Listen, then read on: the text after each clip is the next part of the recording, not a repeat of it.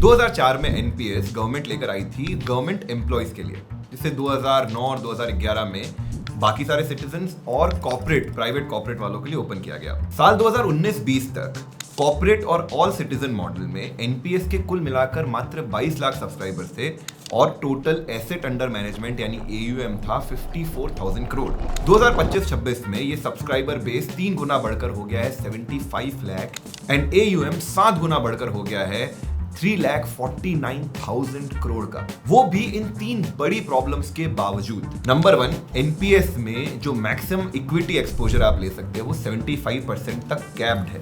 Number 2, इसमें lock in है 60 years का एंड नंबर 3, आपको रिटायरमेंट के समय इसमें 40% की एन्युइटी यानी एक पेंशन प्लान खरीदना पड़ता है जिसमें रिटर्न्स बहुत ज्यादा अच्छे नहीं हैं। इन सारी प्रॉब्लम्स के होने के बावजूद एनपीएस की जो ग्रोथ रेट रही है पिछले कुछ सालों से वो म्यूचुअल फंड को बीट कर रही है and NPS is just getting even better क्योंकि पीएफआरडीए लेकर आया है एनपीएस 3.0 और उन्होंने एनपीएस की जो तीनों मेजर प्रॉब्लम्स है इसे हेड ऑन टैकल किया है। आप ये तो जानते हैं कि न्यू टैक्स रिजीम में सारे एग्जम्पशंस रिडक्शंस हट गए हैं, केवल एक बचा है 80cc/D जो मिलता है एनपीएस और पीपीएफ के सब्सक्राइबर्स को, जिसमें अप टू 7.5 लाख रुपीस का एग्जम्पशन ले सकते हो। मतलब अगर आप 30% टैक्स रिजीम में आते हो तो 2.5 लाख रुपए तक का टैक्स आप बचा सकते हो सालाना, जो कॉर्पोरेट एनपीएस वाले सब्सक्राइबर्स को मिलता है। एंड एनपीएस 3.0 के नए चेंजेस के बाद एनपीएस ना सिर्फ कॉर्पोरेट एम्प्लॉयज के लिए बल्कि हर बिजनेसमैन के लिए,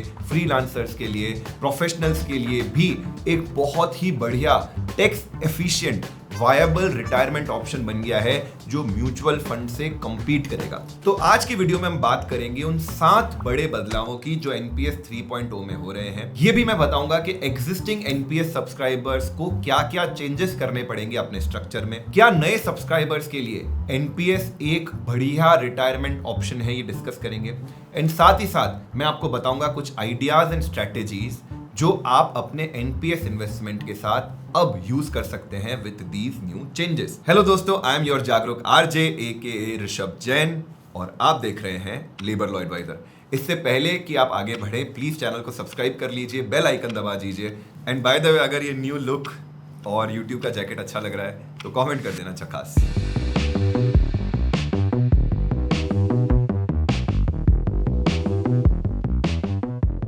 change number 1, multiple scheme frameworks. Currently, corporate NPS as well as Tier 1 all citizen NPS वालों के पास ये 2 तरह के इन्वेस्टमेंट ऑप्शंस हैं। अगर वो ऑटो चॉइस चुनते हैं तो उनके पास ये 4 तरह की स्कीम्स है by different pension fund managers and अगर वो एक्टिव चॉइस चुनते हैं तो अपने इन्वेस्टमेंट को between equities, corporate bonds, government bonds as well as alternate investment funds में इस रेशियो में डाल सकते हैं। यहां पर आप ध्यान दीजिए जो मैक्सिमम एक्सपोजर टुवर्ड्स इक्विटी है वो 75% पर कैप्ड है, चाहे आप एक्टिव चॉइस चुने या फिर ऑटो। लेकिन 1 अक्टूबर 2025 के बाद गवर्नमेंट ने बोला है कि वो कॉमन स्कीम्स तो एज इट इज चलती रहेगी, लेकिन पेंशन फंड मैनेजर्स को ऑप्शन दिया है कि वो न्यू स्कीम्स भी लेकर आए। जो कॉमन स्कीम्स थी उनमें इक्विटी एक्सपोजर 75% तक कैप था, लेकिन न्यू स्कीम्स में up to 100% equity exposure just like mutual funds government ने अलाउ किया है। पहले ये 4 अलग अलग एसेट क्लासेस थे जिसमें फंड मैनेजर्स इन्वेस्ट करते थे। अब उसमें से ए यानी ऑल्टरनेट इन्वेस्टमेंट फंड के एसेट क्लास को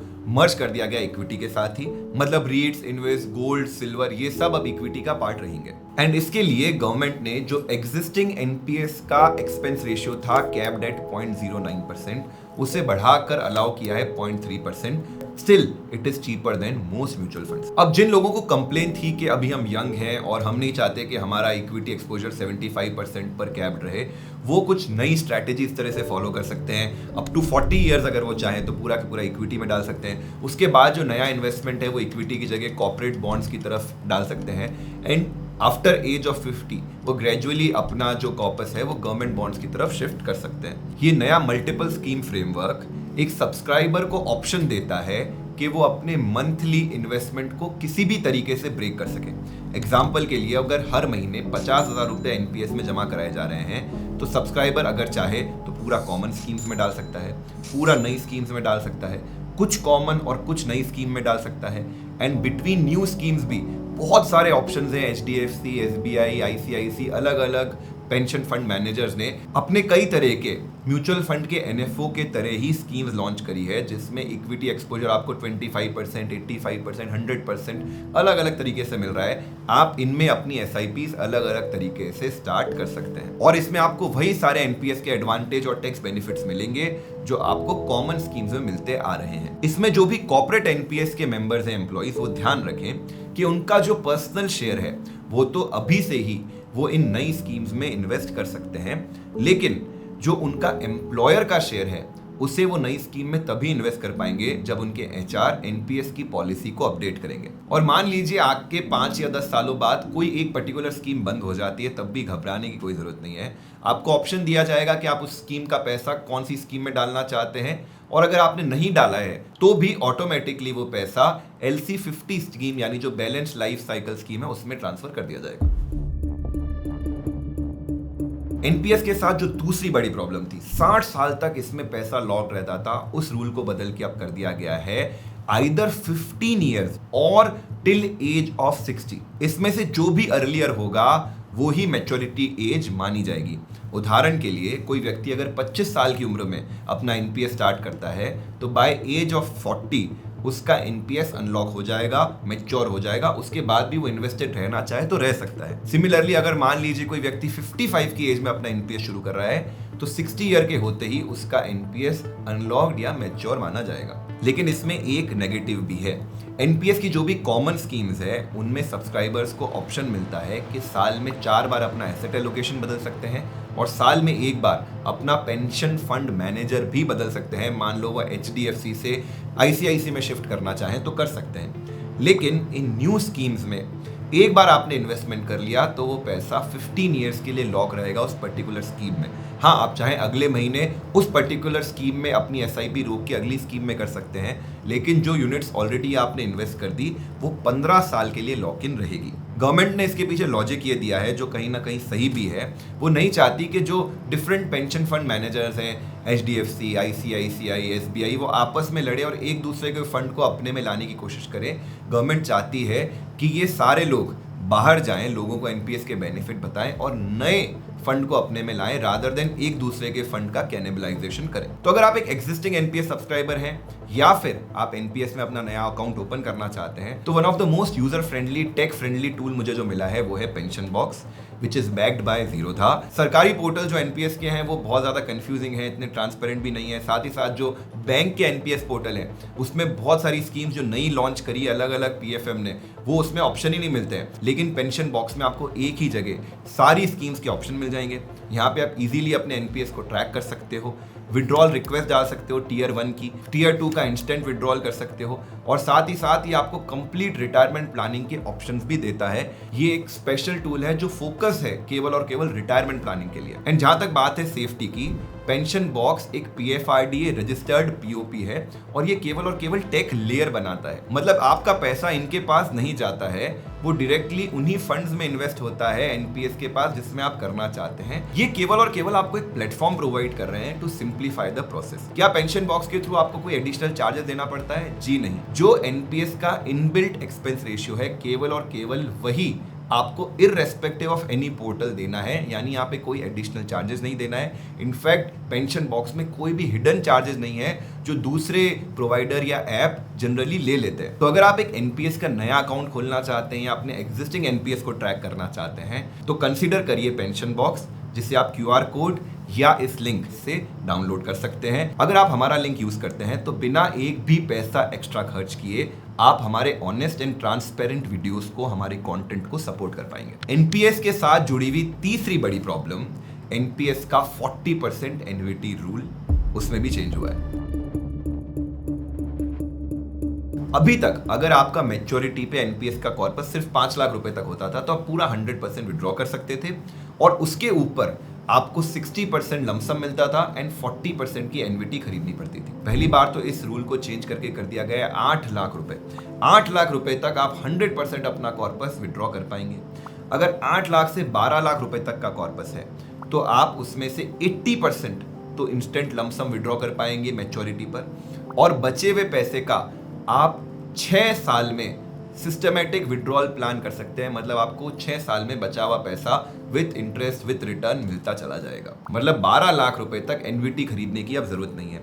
लेकिन ज्यादातर लोगों का एनपीएस का कॉर्पस इससे बहुत ज्यादा होगा, क्योंकि रिटायरमेंट प्लानिंग ऑप्शन है और बहुत साल तक इसमें इन्वेस्ट करते हैं। जनरली एनपीएस के कॉर्पस करोड़ों में चले जाते हैं। तो 12 लाख से ज्यादा के अमाउंट पर पहले जो 60-40 रूल था उससे अब बदल कर दिया गया है 80-20। मतलब मान लीजिए आपका 4 करोड़ रुपए का कॉर्पस है, पहले आपको 2 करोड़ 40 लाख रुपए लमसम मिल जाते थे, अब वो बढ़कर हो गया है 3 करोड़ 20 लाख, और बचे हुए 20% अमाउंट की आपको एनवीटी खरीदनी पड़ेगी, जिसमें अभी एनुअल 6 से 8% का रिटर्न चल रहे हैं। एक चीज का ध्यान रखिए, ये जो 80% रूल है ये पीएफआरडीए तो लेकर आई है, लेकिन बजट में इसका जो टैक्सेशन का पैरामीटर है वो अभी तक अपडेट नहीं हुआ है। बट होपफुली अगले बजट्स में ये अपडेट हो जाएगा कि 80% तक भी इसमें कोई टैक्सेशन नहीं है। तो ये तो हुआ मैच्योरिटी पर आपको ज्यादा विड्रॉल करने का ऑप्शन मिल रहा है, लेकिन इन बिटवीन भी विड्रॉल को थोड़ा फ्लेक्सिबल बनाया गया है। पहले एनपीएस में ड्यूरिंग योर टेन्योर आप 3 बार पार्शियल विड्रॉल कर सकते थे up to 25% of your own contribution. अब उसे बढ़ाकर कर दिया गया है 4 बार withdrawal in gap of 4 years, again up to 25% of your own contribution. पहले एनपीएस में लोन लेने का कोई ऑप्शन नहीं था, लेकिन अभी ऑप्शन दिया गया है कि 25% अपना कंट्रीब्यूशन निकालने की बजाय अगर आप चाहते हैं कि उससे गिरवी रख के लोन ले लिया जाए तो वो ऑप्शन भी अब सब्सक्राइबर्स के पास रहेगा। मतलब इन्वेस्टमेंट टेन्योर के दौरान भी थोड़ी बहुत लिक्विडिटी आपको मिल रही है, लेकिन चूंकि एक रिटायरमेंट ऑप्शन है, गवर्नमेंट नहीं चाहती कि इससे ज्यादा पैसा उस 15 साल के टेन्योर से पहले बाहर निकल जाए। एनपीएस में अकाउंट ओपन करने की एज को as well as account maintain करने की एज को बढ़ाया गया है। आप बोलेंगे इसमें क्या खास बात हो गई? बहुत सारे सीनियर सिटीजन्स जो रिटायरमेंट के बाद उनको दूसरी जगह नौकरी से ग्रेचुइटी वगैरह का बड़ा पैसा मिलता है, तो अब ये एक बहुत ही बढ़िया ऑप्शन है। रिटायरमेंट के बाद अपना एक्सेस पैसा बहुत सारे लोग एनपीएस में पार करके रख सकते हैं, जिनमें इक्विटी रिटर्न आपको मिल सकता है, क्योंकि 100% आप इक्विटी में ये पैसा रख सकते हैं। एंड बाद में यही पैसा उनके नॉमिनी को मिल जाएगा विदाउट किसी टैक्सेशन। कोई उसमें कंपल्शन भी नहीं है कि आपको 20% की या 40% की एन्युटी खरीदनी है, क्योंकि अगर पैसा डेथ के बाद मिल रहा है तो 100% पैसा नॉमिनी को मिल जाता है, वो भी टैक्स फ्री। 6th चेंज जो सारे के सारे कॉर्पोरेट में काम कर रहे एम्प्लॉइज के लिए बहुत ही बढ़िया है। तो देखिए, न्यू टैक्स रिजीम में आपको कोई भी एग्जम्पशन डिडक्शन नहीं मिल रहे हैं, लेकिन अगर आप एनपीएस के सब्सक्राइबर हैं तो आपको 7.5 लाख रुपए तक का एग्जम्पशन मिल सकता है अंडर सेक्शन 80 CCD2। और इसकी लिमिट को बढ़ाकर पहले 10% ऑफ बेसिक डीए थी, इसे बढ़ाकर अब कर दिया गया है 14% of basic plus DA.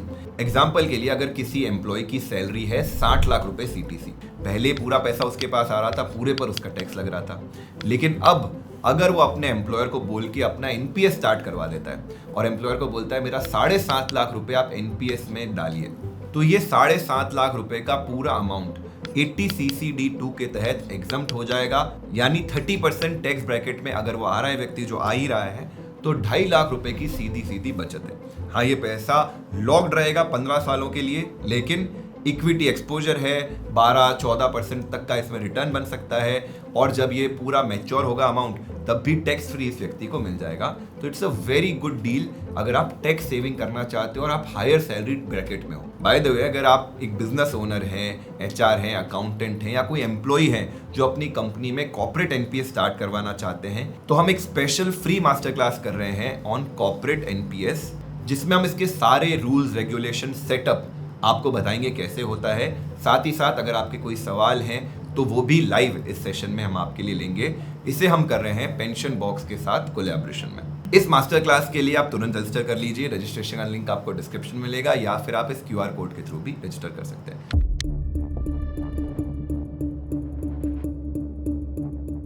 Last point, जो भी लोग भारत छोड़कर जाना चाहते हैं, अब उनके लिए गवर्नमेंट ने बोला है कि आपको 100% एनपीएस, जैसे ही आपने अपनी सिटीजनशिप रिनाउंस करी या पासपोर्ट आपने छोड़ा है, दूसरी कंट्री में बस गए जाके, तो 100% एनपीएस आप विड्रॉल कर सकते हैं, कोई रूल रेगुलेशन नहीं। प्लस डेथ के केस में या मिसिंग पर्सन के केस में बिना किसी पेपर वर्क के ज़्यादा केवल और केवल FIR की कॉपी या फिर एक डिक्लेरेशन पर 20% का जो एनपीएस का अमाउंट है वो सीधे सीधे डिसीज पर्सन या मिसिंग पर्सन की फैमिली को दे दिया जाएगा, एंड बचा हुआ पैसा जब पेपर वर्क कंप्लीट हो जाएगा तो भी वो जल्द से जल्द दिया जाएगा ताकि उन्हें इमीडिएटली एक सपोर्ट मिल सके। पेंशन बॉक्स डाउनलोड करने का लिंक आपको डिस्क्रिप्शन में मिल जाएगा। साथ ही साथ जो कॉर्पोरेट एनपीएस पर हम फ्री मास्टर क्लास कर रहे हैं और इसे हम पीरियोडिकली करते रहेंगे, उसका लिंक भी आपको डिस्क्रिप्शन में मिल जाएगा। अगर आपके कोई क्वेश्चन है, कोई सजेशन है तो कमेंट्स में डालिए। वीडियो अच्छा लगा तो वीडियो को लाइक करिए, और अगर आप चाहते हैं कॉर्पोरेट एनपीएस पर एक सेपरेट वीडियो मैं बना दूं तो कमेंट में लिखते जाना, बना दूं। बाय द वे, अगेन अच्छा लग रहा हूं तो कमेंट करिए चकास।